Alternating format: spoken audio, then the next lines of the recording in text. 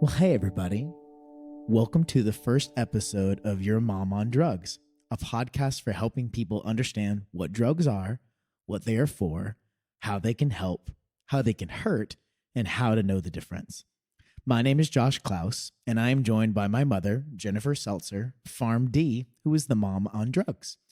Dr. Seltzer worked for the UT Health System for over 30 years as a drug information specialist, whereas I received my bachelor's in biology, and I also have a degree in public health.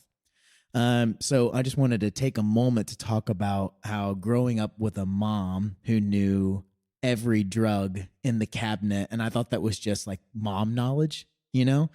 I was like, I have a headache. Oh, you want to take this and this many of that? And I thought that was just general mom knowledge. But I remember being 15 and checking the mail one day, and I saw a letter addressed to Dr. Seltzer. And I'm like, who's Dr. Seltzer? And you're like, oh, that's me. And I'm like, you're a doctor? She goes, yeah, I'm my doctorate in pharmacy. And I had no idea. So I don't know why you hid that from me for so long. I don't know either. I didn't realize you didn't know what I did. I know. I just thought you were a pharmacist. I know that you're like such an excellent pharmacist. I taught students. That's true. Yeah, I had no idea you were a professor as well. She was a professor. I had no idea. Maybe that speaks to my lack of interest. You had a few other things on your mind. Yes, when I was 15. So I realized after venturing out on my own and kind of wandering the aisles of the pharmacy, looking for treatment for a headache, stomach ache, you name it, that I was incredibly lucky to have some basic knowledge of pharmaceuticals growing up with a mom, and also someone I could call in the pharmacy to ask her a question. Like I didn't have to go to the pharmacist. I could just call you. It's like, what should I take this? Is the generic brand good? So I figured why keep this resource to myself? Why not share this resource with the world? Because I'm sure there's a lot of other people like me who walk into a pharmacy and feel very overwhelmed. And so I figured that we could use this time to share our knowledge and curiosity about drugs and how they interact with the body. And we can share that with other people. Does that sound good to you? That sounds great. So just some background knowledge. There's no such thing as a panacea, I would say. The idea that there's a one size fits all for any disease, right? I would agree with that, yes.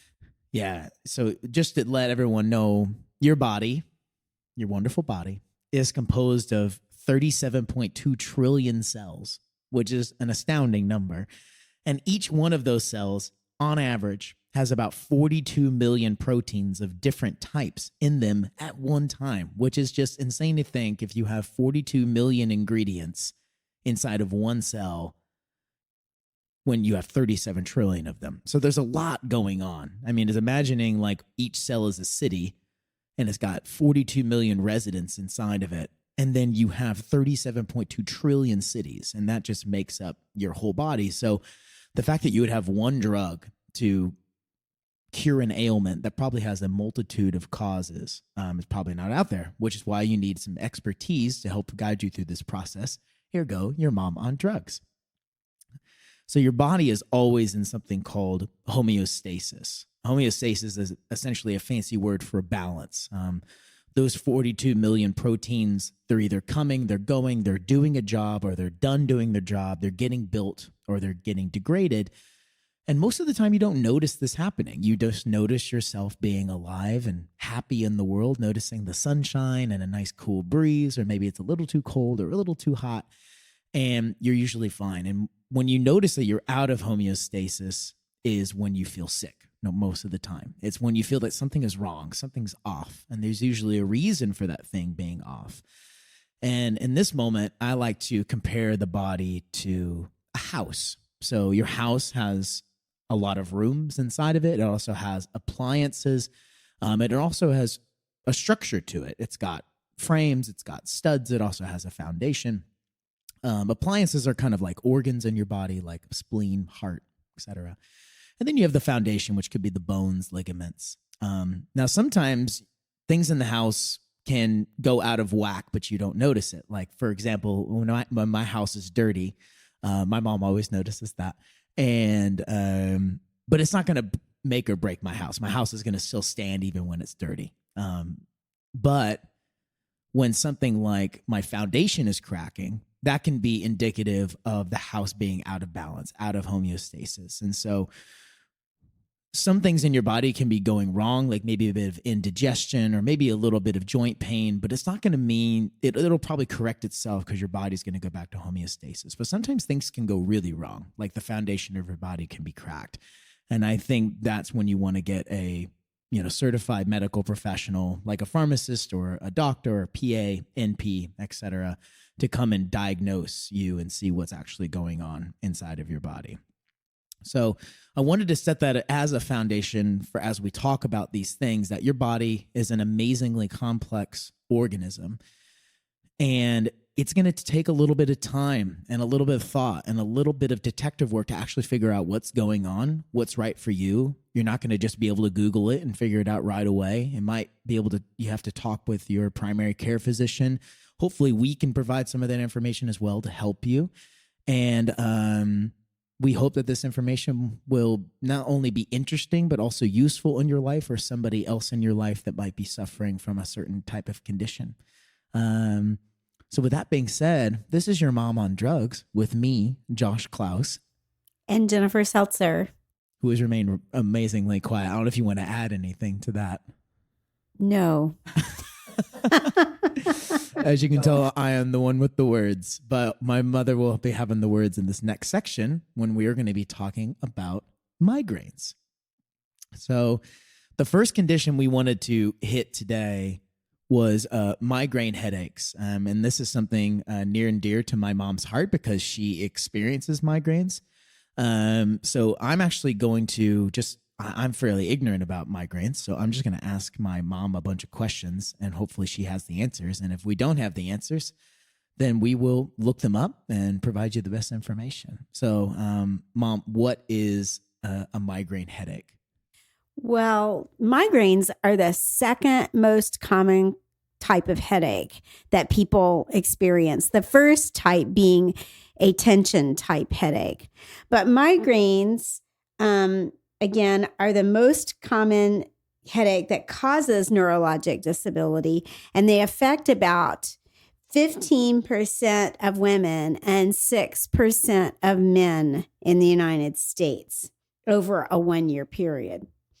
And it's highest, they happen most frequently in people 18 to 44 years of age, but you can have them younger, or you can have them younger, or you can have them older. But that 18 to 44 is the most common age. So for someone who's experiencing this, it'll probably be 18 to 44. Now, I've had a headache before, and I know what that feels like. I usually take some ibuprofen or Tylenol, and that usually helps alleviate the headache.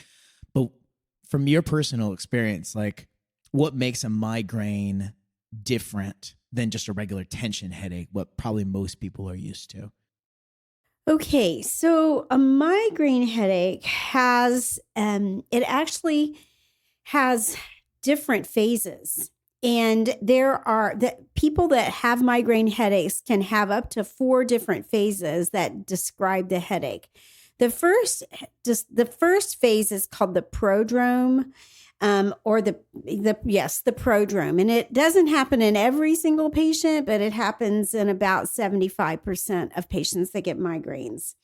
And in the prodrome, you can have these kind of neurologic effects, like you can have extra sensitivity to sound or light, or you can have some difficulty concentrating, or you can be all of a sudden extremely sensitive to touch, so it causes pain.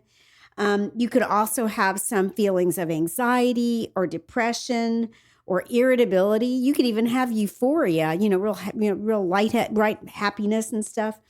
You could also have some other, physical effects to your body, like you could have frequent urination or diarrhea or constipation. And then you could also have some other different kind of miscellaneous things going on during this prodrome, like yawning, or you crave for certain types of food, or you get excessively thirsty, or you may have anorexia. Again, then it moves into what's called the headache phase. And the thing that is characteristic of the headache is that it's usually unilateral. That means it's only on one side of the head. Now, it doesn't mean that it can't switch to the other side of the head, but usually it'll start on one side of the head. It may generalize at that point, but it's usually, that's one of the kind of key characteristics of a migraine, is that it happens on one side of the head. And then it's usually a gradual and onset pain. And, interestingly, not everybody will get an actual headache with a migraine, which is crazy. Oh, so you can experience prodrome symptoms, right, and it won't develop into a headache. Right. Now, I don't actually have a percentage of people who don't actually get headache pain, but you've got these other things that are going on as well, because that will characterize it as a migraine. And I'm not a great diagnostician, so I would say that if you've got some unique things going on that kind of feel like a headache, but you're not really sure whether it's a migraine or not, I would sure have a conversation with your doctor, about that, your primary care physician. So other things that are characteristic of that actual headache phase is, like I said, that the headache usually is unilateral. It usually is kind of at the front of your head or the side of your head. Sometimes, which is different from a usual tension type headache, because if you've had a tension type headache, it kind of feels like a band around your head, kind of. Yeah, I always feel like I'm getting squeezed. Right. And that's not the way a migraine headache feels. It feels usually that you've got this throbbing pain. Usually it's in the front kind of area or the side of your head. It's like on one side. And it can increase in intensity if you don't treat it. Usually that kind of headache doesn't go away on its own. After you've had this headache phase, and it can last from anywhere from 4 to 72 hours. So that's 3 days, Wow. So some people get really sick with migraines. After the headache phase is over, then you enter what is called the postdrome phase, or the after phase. And in that phase, you feel tired. You can feel irritability again. You feel exhausted, no energy. You can have mood changes, depression again. Some people will even actually feel unusually refreshed. I know from personal experience, I feel so great not to have that headache anymore, even if I've had to take some medications to get rid of it. So sometimes I'll just feel really good that I don't have the pain anymore. Sometimes you can have hard time concentrating after you have a migraine, and that all these after effects can last up to 1 day. Yeah, so if I can summarize, and you can correct me where I'm wrong. So you essentially have the prodrome phase, where it almost seems like certain things are just heightened. It just seems like certain sensitivities are just heightened. You almost feel like you're more sensitive to the world around you. And then that could bring on an onset of the actual migraine headache, which usually affects one side of the head, but it's not like a squeezing or a tension headache. It's more of a pulsating headache or a throbbing headache that you have, and that could last up to 72 hours. And I don't know if there's any reason why one would last longer than the other, if it's just random. It's just random. And then after that, you have the postdrome phase, in which you feel almost exhausted. It almost sounds like a tidal wave, where you have the swelling of the wave, and then the wave crashes, which is the headache, and then you have the leftover surf at the end of it. Kind of, yes. It's just that when it's over, for whatever reason, your body is just, and it's probably due to some of the, the mechanism behind a migraine is not well known. There are some genetics that could be, kind of the cause of it. Environmental factors can also play a role. But as far as what's going on inside your head specifically, it usually has to do with some sort of changes in your brainstem, and specifically the trigeminal nerve, which is one of the nerves that's in your brain that is a major pain pathway. Trigeminal nerve. Trigeminal nerve. That's a fun word. Yes, it is. Yeah. And so then there's going to be some other chemical things that might be affected. I'm just going to throw out a couple of them. And the reason I'm throwing them out is that they come into play when you treat a migraine headache. Yeah, we should let everyone know here that understanding the mechanism isn't necessary to treating the disease. But imagine if you like working on cars, for example, like you usually take your car to the mechanic and you say, my AC isn't working. And there's probably a reason why your AC isn't working. It could be the condenser is broken. It could be that the fan isn't blowing properly. So you could take it to the mechanic and just give it to them and they could fix your car and you wouldn't have to know what they did. And I've had the experience where they tell you that long list of things that they did. I'm like, yeah, here's my money. Thanks for fixing my car. But if you are interested in knowing your body like you would want to know a car, there are certain chemicals in your body that can go out of balance. Remember that homeostasis thing we talked about?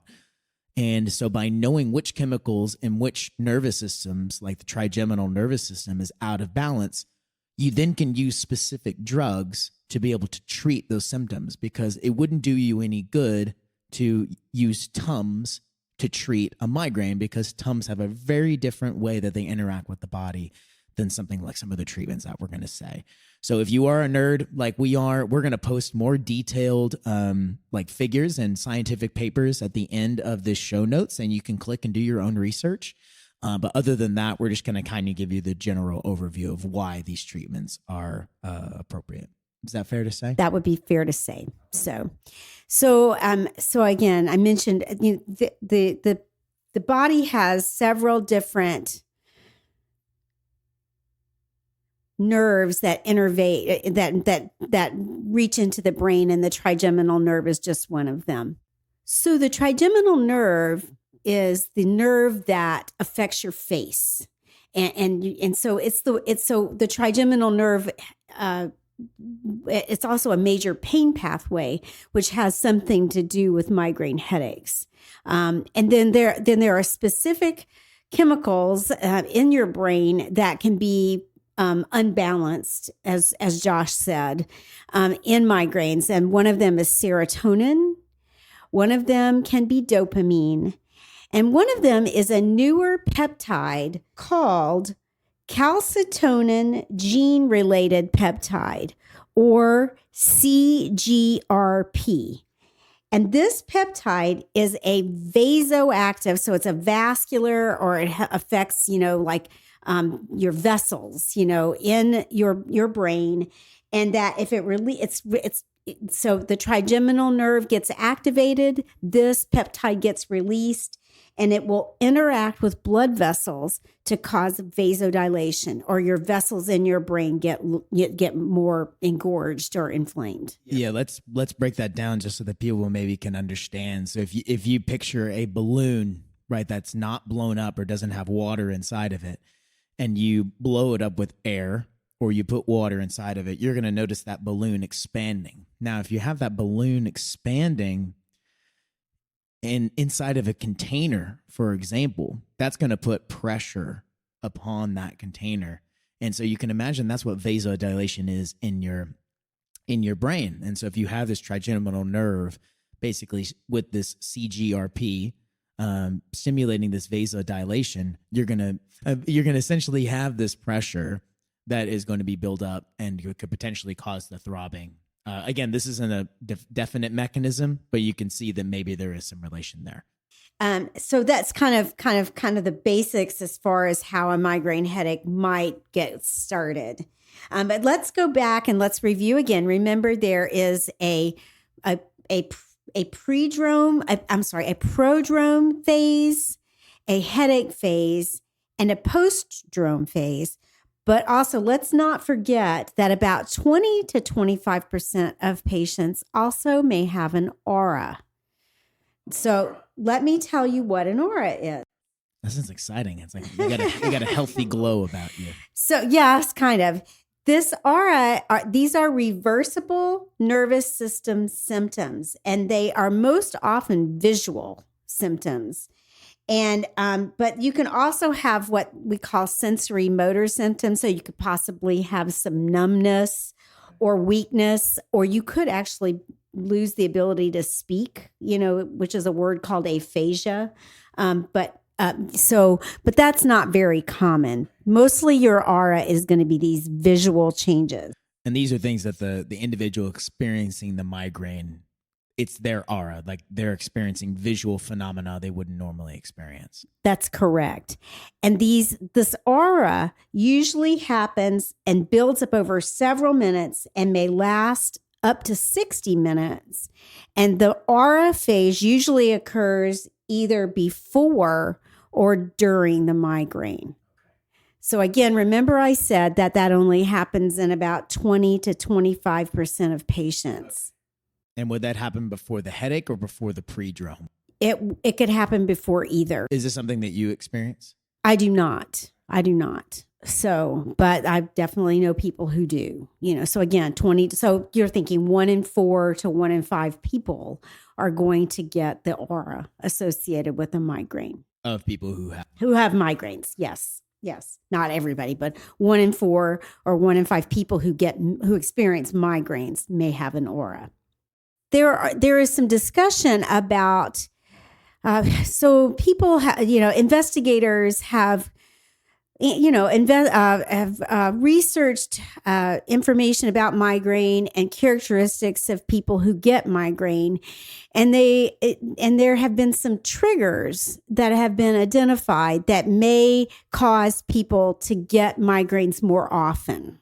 Okay, so it's almost like there's a switch that there's an external stimuli with a switch that could basically cause you to be more likely to have a migraine. That's true. Okay. Now, that doesn't mean that if you get exposed to this particular trigger, you're automatically going to have a migraine. And people who do get migraines may have multiple triggers, so that each person kind of gets aware of the things that may cause them to be more susceptible to getting a migraine, and you might want to avoid those or modify that type of behavior. So let me give you an example of a couple of things that might be considered a migraine trigger. For women, it can be hormone changes. So there are some women that just get a migraine when they have their menses. And so that would not be something that men had to deal with, but so hormonal changes for sure. Women may also have changes in their migraine headache frequency when they go through menopause. If you drink certain beverages like alcohol, especially wine, and sometimes beer, and caffeine, especially those types of things may trigger a migraine, although I will offer a disclaimer in that caffeine is actually also used to treat a migraine headache. Yeah, I was going to say that seems to be a little anecdotal. Right. But so mostly it's things like if you drink, especially wine can be a trigger for some patients. That's really interesting. Is there anything special about wine? Is it just the way that it's fermented or I think that must be it. There may be, I did not look into all the details about wine and why it would cause a migraine trigger. That could be something that we could do a little bit later on. Yeah, I think if we're going to stop people from drinking wine, I don't think that's going to happen on this I don't podcast. think so either. Yeah. Just know that it could likely. If you want, just be ready for your migraine. And we should also disclaimer, like a disclaimer about the word trigger. So trigger, a lot of people think it's an on-off switch, like like the trigger on a gun or the light switch, for turning your lights on in the house. Like it's pretty definite that when that happens, something is an effect is going to happen from the cause.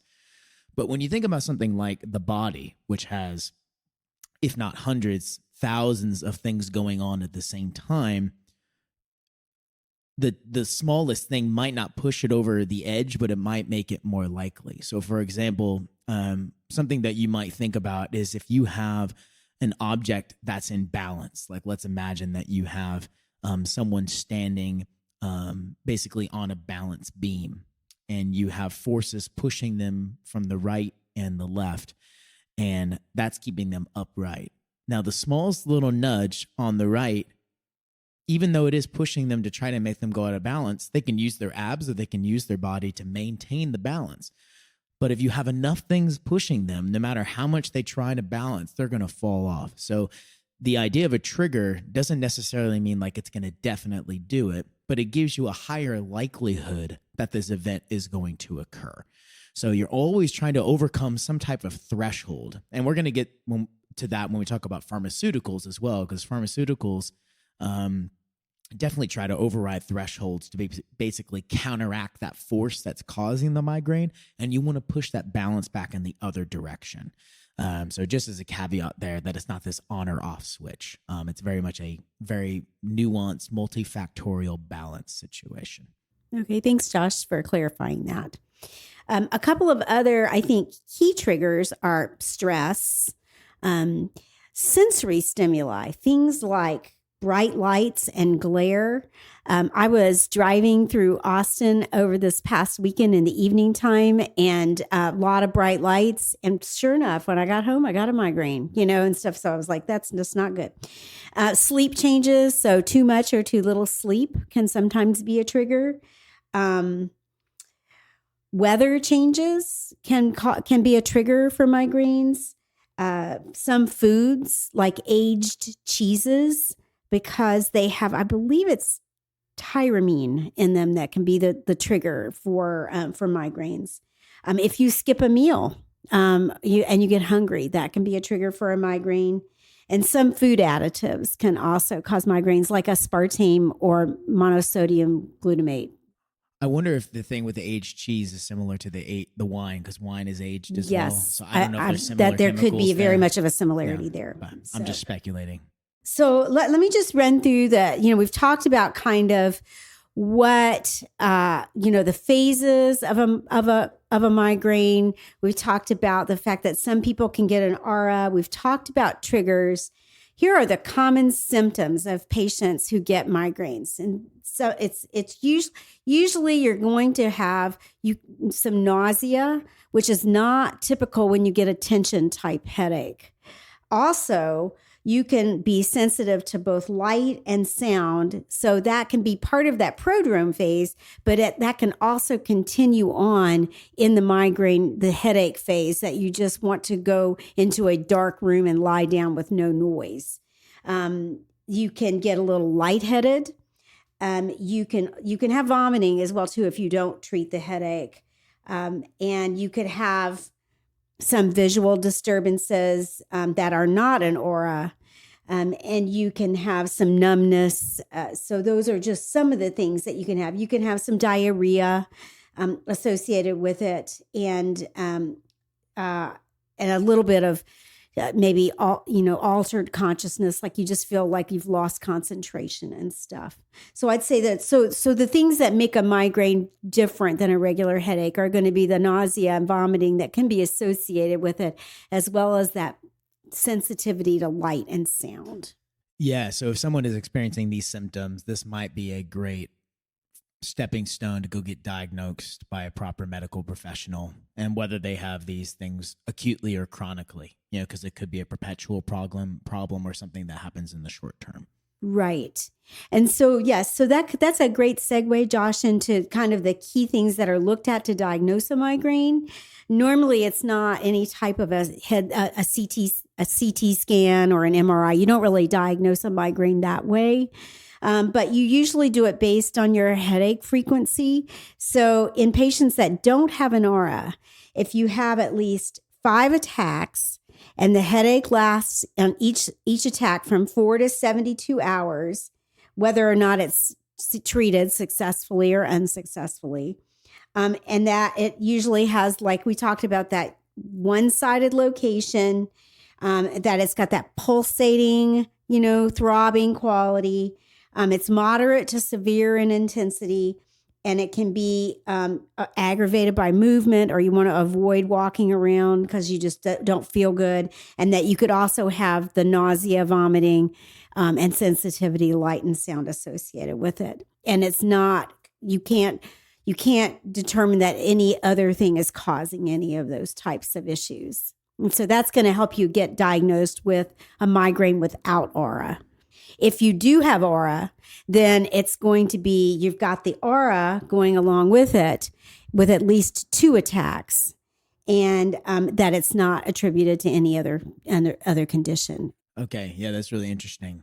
I think a common colloquialism that I hear is that if you're in a room and upstairs you hear hooves, you don't automatically think zebras. You automatically think horses, right? So the idea is like you want to assume that the most common thing is happening to you unless you rule out that the most common thing isn't happening to you. For example, you could be in a room in Africa, on a safari in a ranch, and be like, well, maybe there's more zebras here than there would be horses. So what a clever or a good doctor will do is that they will rule out any of the things that it's not, and there's techniques that you can do to diagnose that. I would not recommend diagnosing it yourself unless you have someone that you trust, or you feel like that you can analyze the literature pretty well. Because a runny nose, if you have a runny nose, just as an example, a runny nose can be indicative of so many things. You can have a runny nose for so many different reasons. So there's got to be other causes associated with that runny nose that are going to basically help you. Do you have the common cold? Do you have the flu? Do you just, is it just the pollen count high that day? So there's a lot of things to narrow it down. And it's actually, you can have a lot of fun just trying to narrow things down and be a bit open-minded about the things that are going on with you.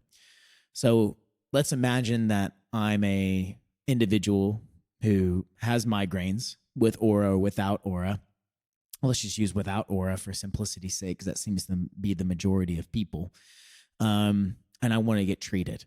And I was looking up a stat that on average, it costs about $6,500 a year to treat migraines, like if you have chronic migraines. And I think that's including doctor's visits, medication costs, etc. So, this isn't even including taking time off of work. So, because it seems like it can be a debilitating condition if it's pretty intense, like the ability to not be able to focus as well on work, so you'll just lose productivity. So if I'm an individual who wants to treat this disease, or this condition, I should say, where would I want to start? Okay. That number seems a little high, but I think it might cost $6,500 a year, maybe for the first year, that when you're actually getting diagnosed, to rule out some of those things. But I'd say as you progress on, it shouldn't cost that much to treat migraine headaches unless you have some that are more difficult to control and you require some more expensive medications. Where you start initially in treating a migraine is that you can try things like, let me back up first, just to give you just a few just general statements about treating a migraine headache. First of all, treating a migraine headache is individualized. No two people are probably going to respond to the same types of treatment regimens, and actually in the same person, the same drug may not work every time you get a migraine. So you kind of have a little bit of a repertoire of medications to treat your migraine. Yeah, I think people might have an intuition of why that's the case, but I'll let you add upon this. But I'm just going to give an example. So we mentioned earlier that migraines is primarily, it might have a genetic component. So you can inherit conditions that might predispose you to have migraine headaches, for example. Now, remember, with genetics, you're inheriting your genes, half from your mom, half from your dad, and then they get shuffled about, and then they go inside of you, and they code for the things, not just for the outside of your body, but for the inside of your body as well. And usually the things that are being affected here are things called receptors. And receptors are these proteins that are on the outside of cells. Remember all those cells that you have, those wonderful cells you have in your body. They're there to catch things in the bloodstream that your cells need in order to function. So, for example, your brain needs tons of hormones, molecules, proteins in order to function. Now, because you're inheriting those from your parents, if they're missing one of those proteins, they don't code for it, then you might have the possibility of missing it as well.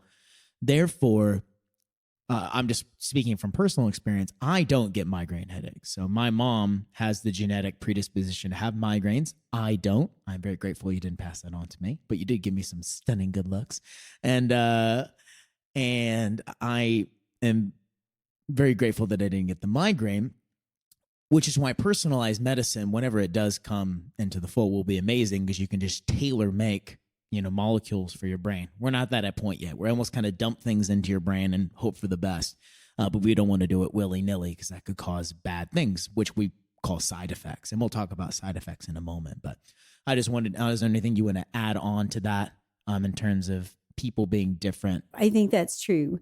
And so then you're going to determine, and it's kind of a trial and error type of experience as far as figuring out what works for you and what doesn't. So the other kind of key thing is that, first of all, therapy is individualized.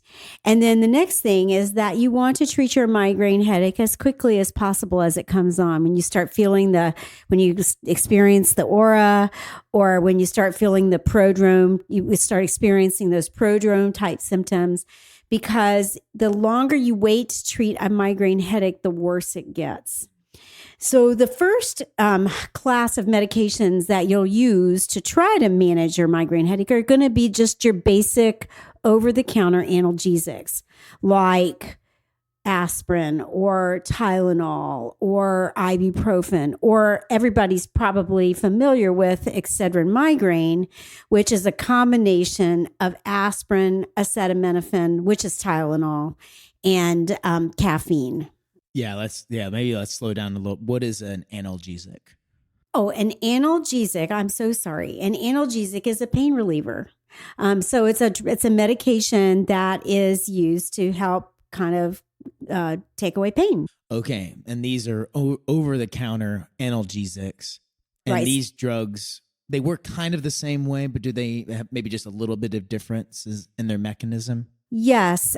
So things like aspirin and ibuprofen, like Advil, or naproxen, like Aleve, they treat pain, so they will help to relieve pain, but they also have an anti-inflammatory component. Whereas Tylenol or acetaminophen or Tylenol only works on pain relief. It doesn't really have an anti-inflammatory component. Okay. So that's, if I remember correctly, there's things called nociceptors that are associated with pain. Mm-hmm. And so maybe Tylenol affects the, affinity of binding to nociceptors and feeling pain. Right. Okay. And then when you take Excedrin migraine and you've got that caffeine component in it, remember how we talked about that migraines, because of those chemicals that get released, one of the things that happens is that you get vasodilation, or that expansion of your blood vessels in your head. Well, caffeine works as a vasoconstrictor, so it's going to help to make those vessels close back down again. So like Josh talked about that balloon example, the caffeine's going to help take the air out of that balloon and make it go back down. That's really cool. So anytime I have a cup of coffee, I'm just taking air out of the balloon. There you go. You're doing some other things when you drink that coffee as well. So now there are some medications that have aspirin or acetaminophen and caffeine combined with it that have some other stronger pain relievers associated with it. Like there's Furacet or Furanol. They have a barbiturate in them that kind of helps people go to sleep. And then there are some that have codeine in them. But what the studies have shown is that these agents are really, while they can be effective, they can set patients up for something that we call medication overuse headache, which we're going to talk about in a little bit longer and stuff. So just keep that term in mind. So it's not really recommended as much to use those medications that have those more narcotic medications in them. Yeah, and if we can say those names again, those barbiturates, and codeine, anything. So they're usually linked up with aspirin or acetaminophen and maybe some caffeine, and then codeine or barbiturate citrate in it. Right. So if I'm at the pharmacy and I see Those are prescription medications.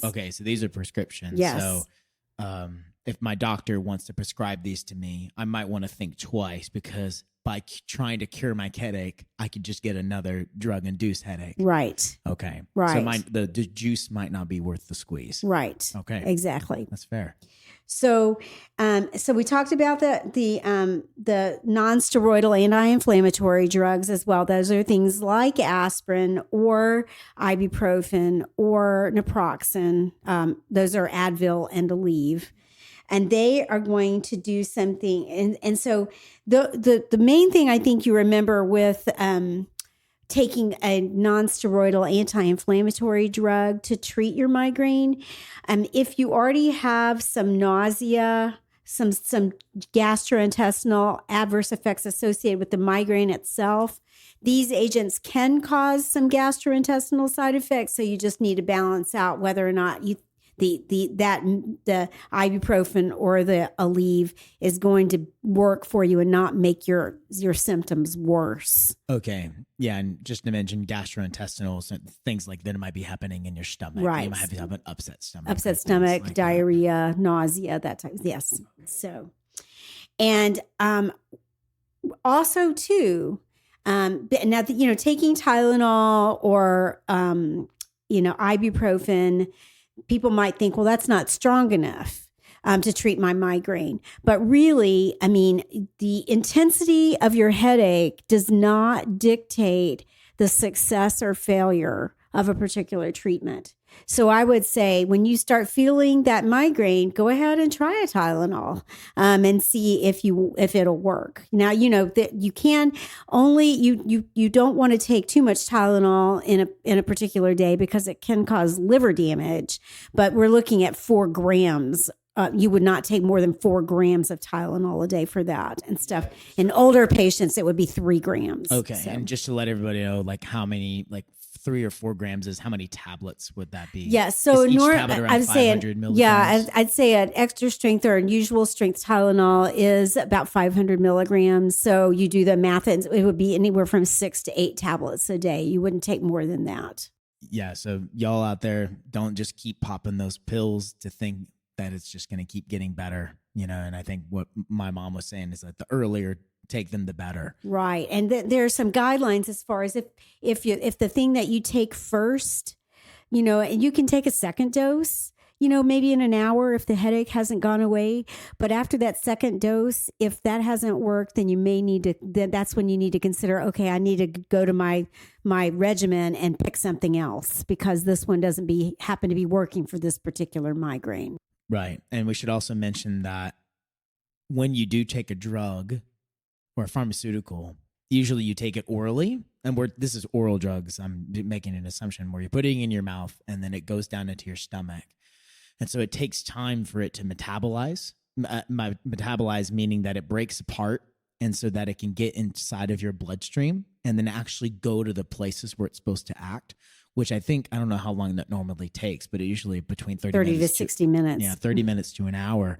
So if it's not working right away, don't panic. Give yourselves 30 to 60 minutes. And if you've noticed nothing happening, then maybe take that additional dose and then wait another 30 to 60 minutes to see if that extra dosage.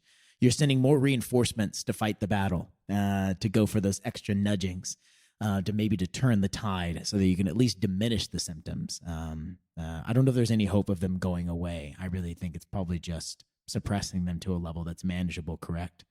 Right. Sometimes if you're able to go to sleep, that you can get rid of a migraine headache, but because you've got that pain there, it's hard to go to sleep, to get rid of the headache and stuff. So sleep can kind of reset the circuitry a little bit. Mm-hmm. Okay. Yeah. That's interesting to know too. So, there's the next group of drugs that is prescribed. Now, these are prescription drugs, so you need to get them from your physician or your prescriber, is going to be what we call serotonin agonists. So remember, we talked about serotonin being a component of, helping to cause migraine headaches. So serotonin agonists, and the thing that we know, we call them kind of as a kind of slangy name is called triptans.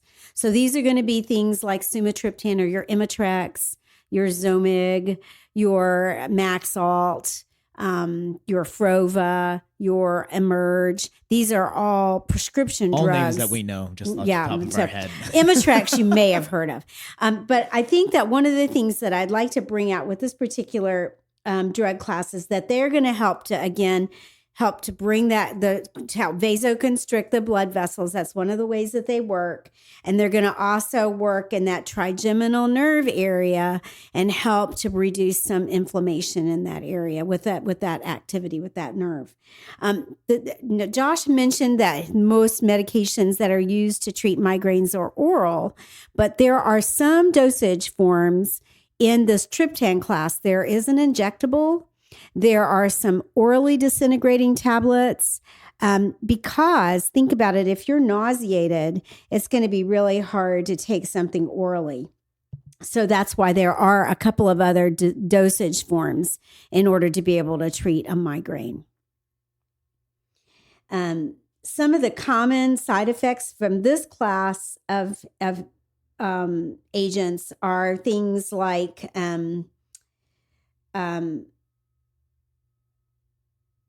you can get some numbness in your finger. You can feel tired.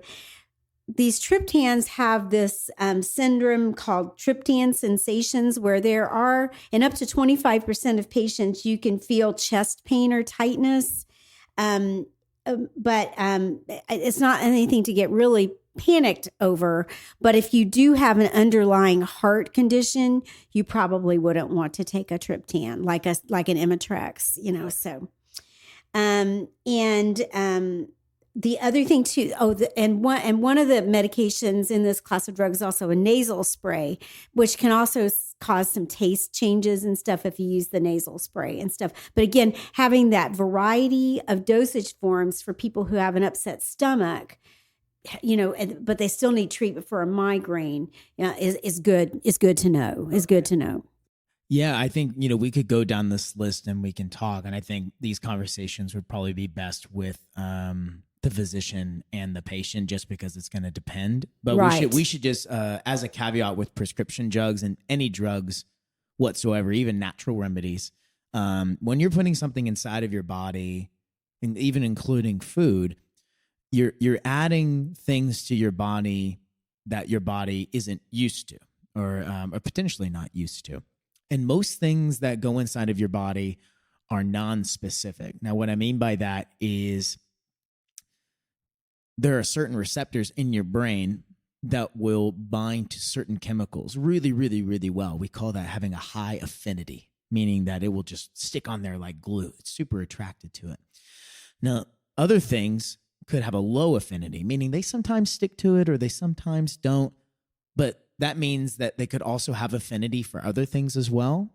And when you put a drug or food or natural remedy inside of you, you could potentially have a lot of low affinity or high affinity events that you didn't intend for. So, for example, when Mom was talking about you could take these non-steroid the NSAIDs and you could potentially get gastrointestinal problems, it's because of this drug that's basically binding to a certain area that will cause an adverse effect. Because lo and behold, drugs have multiple binding sites because they like to be attracted to different things because they're non-specific. So this is why doing good research is really good. Not just because you want to find the best drugs for the best treatment, but you also want to be aware of the risk of taking a certain type of drug. So when you are taking Tylenol, for example, you know the benefits, but you also know the cost. And not cost in terms of dollars, but also the cost in terms of your potential health.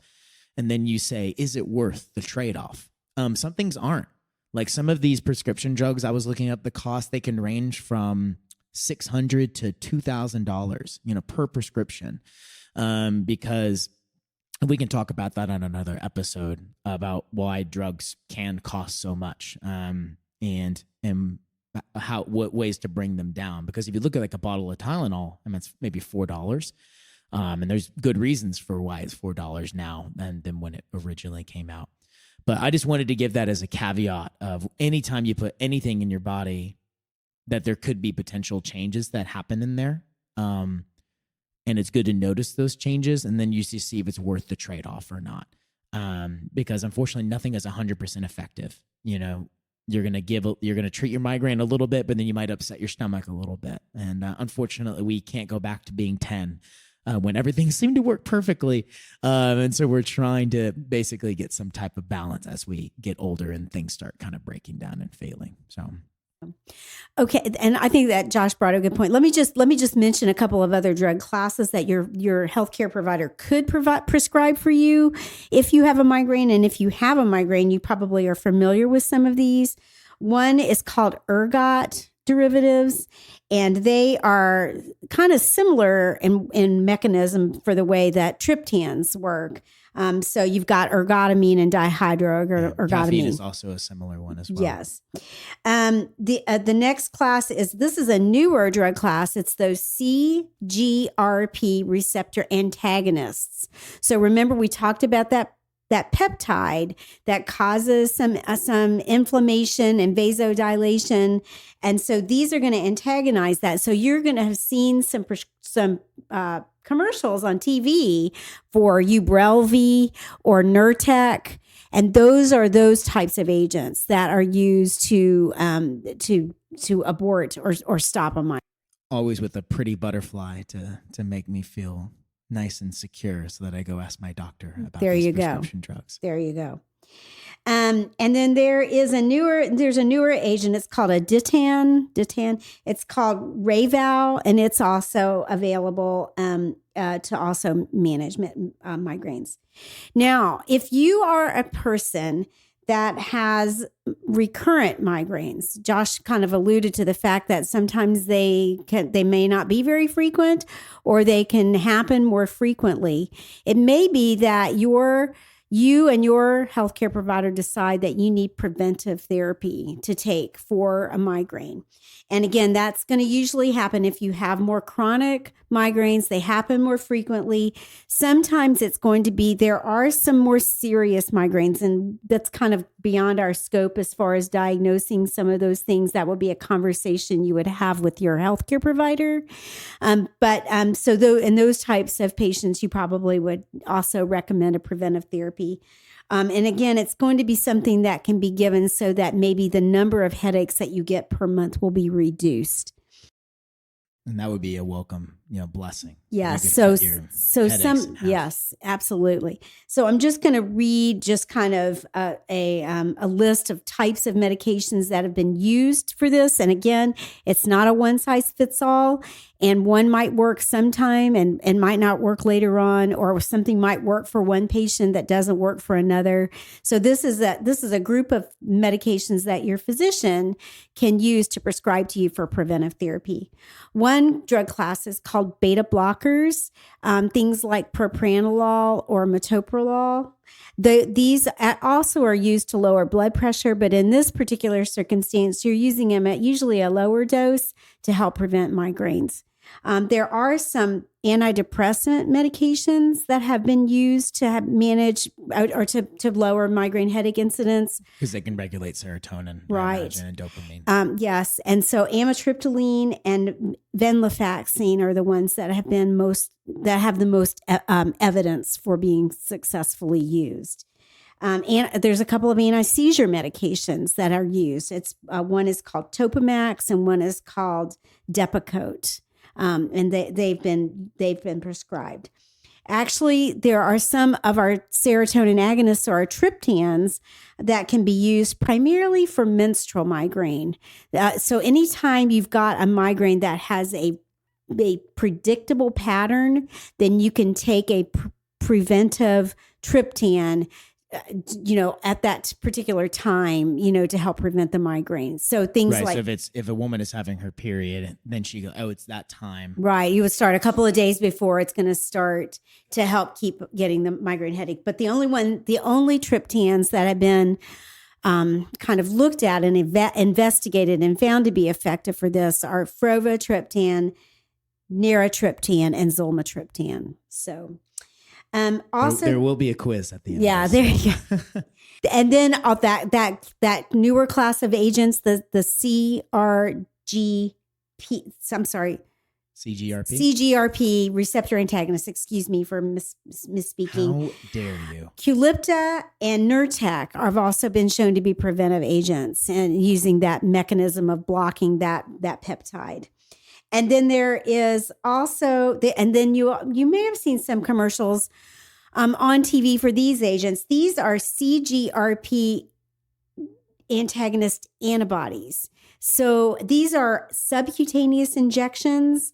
So you can actually give it to yourself, but it's under the skin. And then there's actually one infusion, an intravenous infusion. And these are, Vyepti is the intravenous infusion where you'd have to go to an infusion center to get it. And again, this is an agent that you'd only get once every 3 months. If you got more serious migraines, it might be something to consider. And that's going to be a medication that's going to be more expensive. Antibodies are things that are associated with your immune system. And if they are specific to a specific type of molecule like the CGRPs, they're going to go in and they're going to attach to those CGRPs. And then the immune system essentially going to hopefully clear them out a little bit. So you have less of a concentration. Right. And if that happens to be something that's causing your migraine, then it should work. And if not, then you've eliminated a cause. There you go. There you go. And then other agents in that particular class are Aimovig, Ajovy, and Emgality. Those, again, are those subcutaneous injections. Again, they're going to be more expensive, but they may cut the number of migraine headaches that you have in half. And again, usually these agents are used when you have more frequent migraines. And then the last thing I want to mention, because you definitely see it on TV or in advertisements, is Botox. And it has been used it's only approved for use in patients that have chronic migraines. And chronic migraines are defined as those patients who have headaches for 15 or more days per month. And these headaches last for 4 or more hours each time. So you're talking about, significant loss of, quality of life and stuff. So Botox is going to be kind of a last resort. And we should mention again what Botox, first of all, that's fascinating. But Botox is it's the toxin. It's a neurotoxin, yes. From the bacteria, yes. botulinum. And people figured out long ago, first of all, it's not good to ingest. It wouldn't do well for you. But if given in small doses, it promotes skin tightening, which is why people use that to basically get a little bit tighter skin. I remember back in the day, there were Botox parties that people would just hire physicians and they would have people come out and just, you would just go to the corner and you'd get an injection and then you just go on throughout the party. So it was all the rage. Not a smart thing to do. Humans have done a lot of smart and not smart things over our history. Yes. And we learn little bits along the way. But anyway, so again, I just wanted to mention that because people might have seen advertisements for that. And that I just wanted you to know that Botox is not for everybody. It's going to be those more serious patients. Yeah, because if you overdose on that is you can get paralysis, so not a good deal. And then I just wanted to throw out too that you may also see there is some evidence for some alternative medicine supplements that can be used primarily to prevent migraines. There's not super evidence, but there's some evidence for their efficacy. And again, it's going to be that it might work in some patients, but not in others.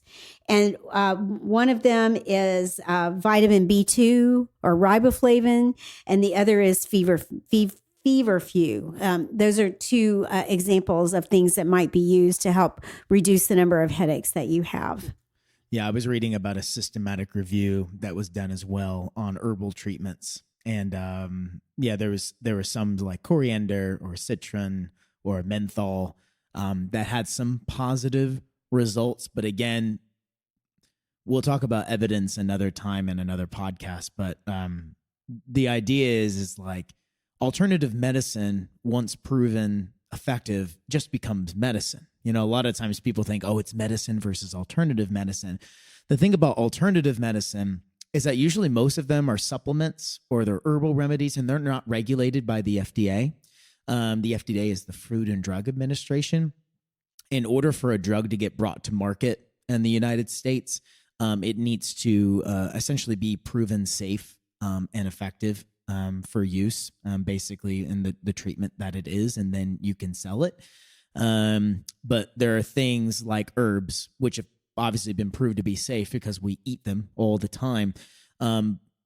So we assume that they're safe to ingest, but they're not going to go out and say that this is actually going to cure the condition that you're seeking. But again, it's not saying that there's not, because just using Tylenol or acetaminophen as an example, that was extracted from tree bark. That was something that was noticed in certain tribes. Sorry, that was aspirin, not Tylenol. Oh, thanks for correcting me. Yeah. So actually, it's aspirin that was found in tree bark, and that molecule was basically extracted out so that you can give it in a concentrated form, which is the pill that you see. So it started as a natural thing in tree bark and then was extracted out to form a pharmaceutical. So we're not saying that no herbs or anything doesn't have an effect. We're saying that there might be a better way to deliver that by actually giving the active ingredient. We call it the active ingredient, meaning because it actually is active in the condition that you want to treat inside of the body. Because there's a lot of other stuff in plants that you don't want inside of you to treat that condition as well, like pollen, for example. You don't want a lot of pollen. Okay, so just a couple of other things about preventive therapy for migraines. Actually, preventive therapy is effective in approximately 50% of the time. So it's not 100% effective. But again, if you change between therapies, sometimes you can find one that's going to help at least reduce your headache frequency to some extent.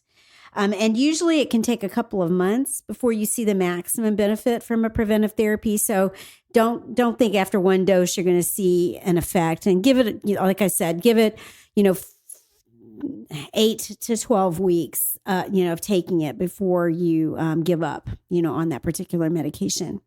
And then usually the recommended, the recommendation is to take a preventive therapy from anywhere from 6 to 12 months. And then you can, at the end of 12 months, you could try to taper off of it to see if actually you are able to kind of change the frequency of your headaches so that you don't need to take that preventive medication for a while and stuff. That's going to be individualized as well. You always want to taper off your treatment. Stopping medications abruptly, especially the ones that are prescribed to prevent migraine headaches, is not necessarily a great idea. Yeah, it's like if, comparing it to, like, imagine that the disease is like a foreign invader and you're trying to fight them with your own army, quote unquote. And if you withdraw all of your troops at once, that's just going to give an opportunity for the enemy to basically maintain its stronghold. But if you strategically remove troops one at a time, you might be able to have some type of homeostasis or stability inside of you. Right. And the other reason that you do taper them is that sometimes if you abruptly discontinue a medication, you can actually cause yourself to have some adverse effects. So, and it just depends on the medication that you're taking. So that, again, you want to talk with your physician to handle that appropriately. I think people can relate anytime that they've gone on that diet where they gave up coffee or they gave up chocolate, and then the next day wasn't a good day. Yeah. It's like, oh my gosh, I need my coffee. Right. I need my chocolate. That's right. The headache will speak for itself. Yes. So don't give up.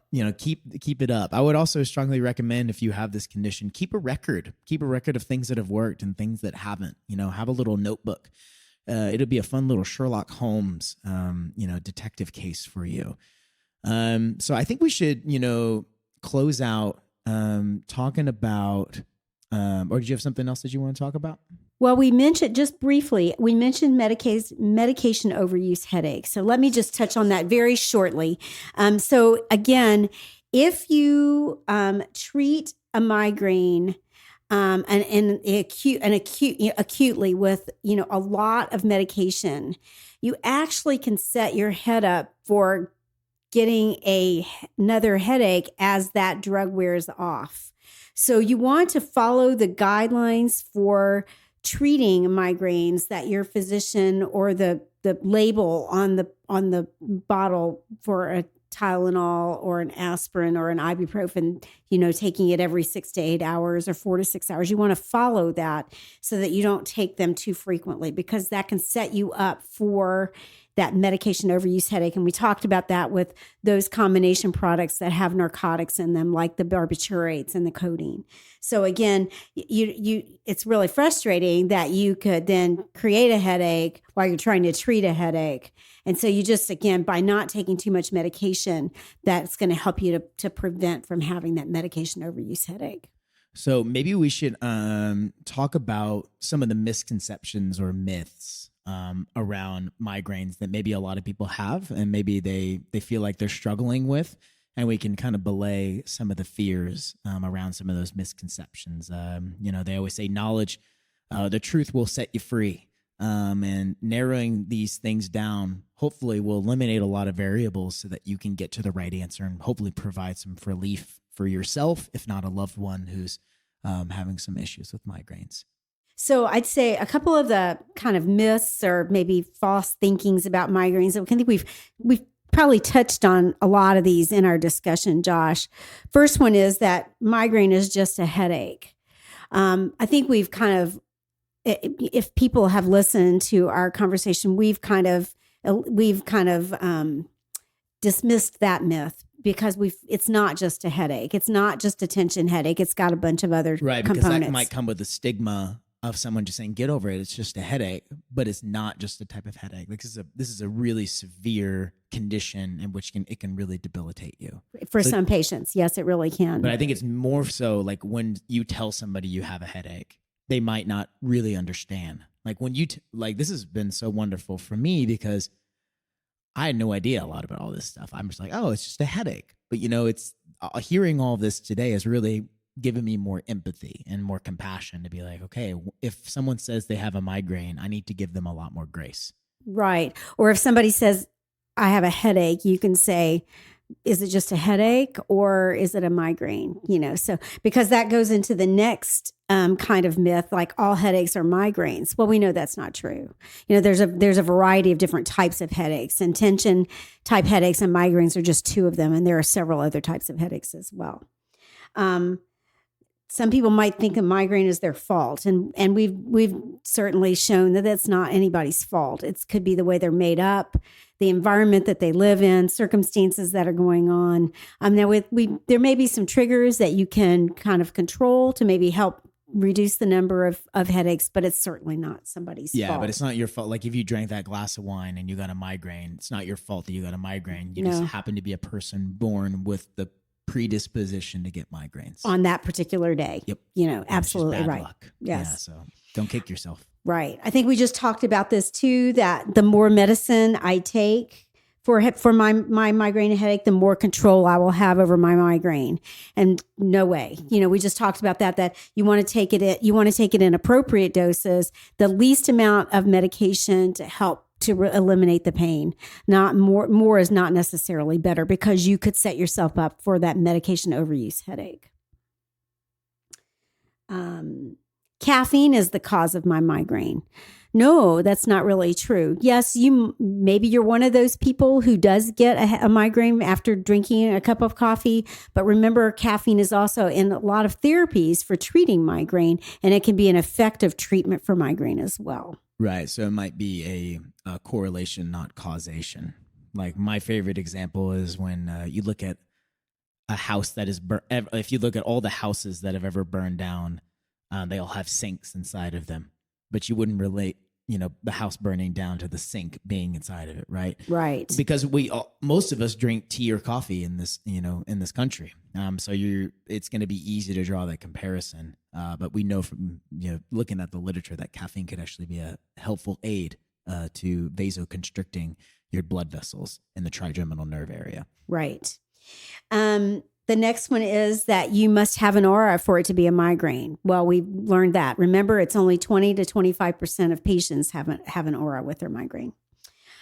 Here's one that we haven't really touched on, but I think for those that are considering having a baby or are pregnant and you have migraines, you might think there's nothing that you can do to manage your migraines if you're pregnant. And that's not true. Again, it would be a dialogue that you would have with your physician, but there are some medications that you can take that are safe to use in pregnancy if your migraines do get worse while you're pregnant.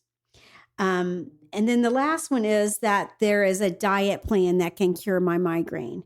And there might be some foods that trigger migraine, but there's not really a way that you can eat per se that can get rid of migraine headaches. So again, that's another myth that we can dispel here. There's no real silver bullet that is going to, as far as there's no real silver bullet as far as a diet that you can eat on a consistent basis that's going to keep you from having headaches and stuff. So Okay. So I think, to wrap things up, we talked about the fact that a migraine is a headache that occurs on one side, is a throbbing headache, and it can last for up to 3 days. But usually in most patients, it's patient specific. So everybody's headache experience is different. There can be triggers associated with them that can possibly be controlled to help, reduce the number that you have in a monthly period. And thankfully, there are a variety of treatments to both treat acute episodes as well as to prevent the number of headaches that you have in a particular migraine headaches that you have in a particular month. And I think for patients out there who are experiencing this, we are super sorry that you're having to go through these conditions. But one of the biggest things that you want to treat it early. As soon as you start experiencing those symptoms and you think a migraine is coming on, almost have like a little holster, have a little fanny pack of your medications that have worked for you ready to go. And if you're someone who's thinking that you might have a migraine, I would recommend getting it diagnosed by a physician as quickly as possible so that you can develop a treatment plan for you. And other than that, if you have any questions for us, you can find us on social media at Twitter, Your Mom on Drugs. And we will be happy to answer any questions that you have regarding this episode and any future episodes. But we hope that you learned a lot. I know I did from my wonderful mom, who is just an amazing resource and an amazing person. So that being said, my name's Josh Klaus. And I'm Jennifer Seltzer. And this has been an episode of Your Mom on Drugs. Thanks for joining.